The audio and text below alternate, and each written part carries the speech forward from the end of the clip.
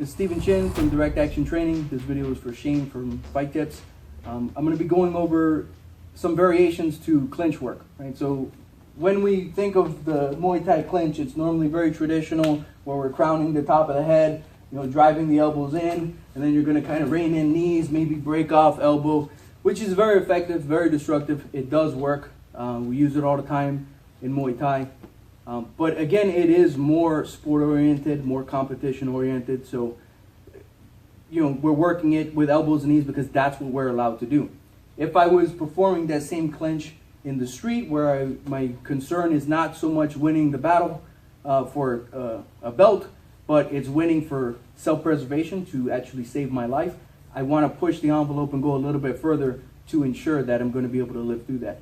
So just raining down elbows and knees, and also, the disrupting his balance, which works great, is going to be stuff that I'm going to use, but I'm going to add to that. So I'm going to show you some different things from the clinch that you could do to enhance your survivability.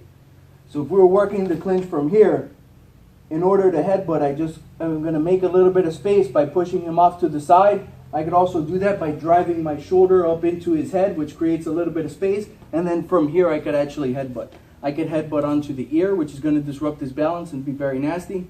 Also up here near the eye line, which is going to get him to cut and bleed. Hopefully that blood's going to drip into his eye and disrupt his vision. Or right on the jawline. If I go on the jawline, I'm going to get that knockout that I'm looking for. So from here, I could just kind of shoulder butt to create a little bit of space. Once I have that window, boom, boom, boom.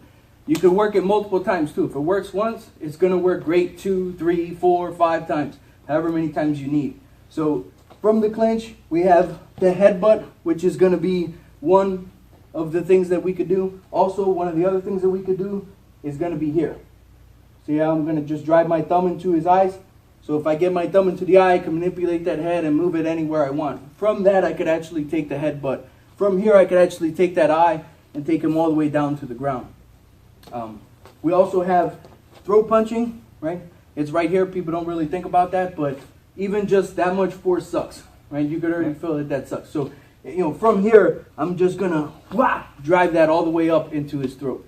So these are little strikes that you could add to. I'm not saying you can't take away from your elbows and everything like this, but you can just add to it and make it so much more effective by adding your headbutts, your eye gouges, and your throat punching, which are going to be things that are going to cause possible permanent destruction or the disfigurement.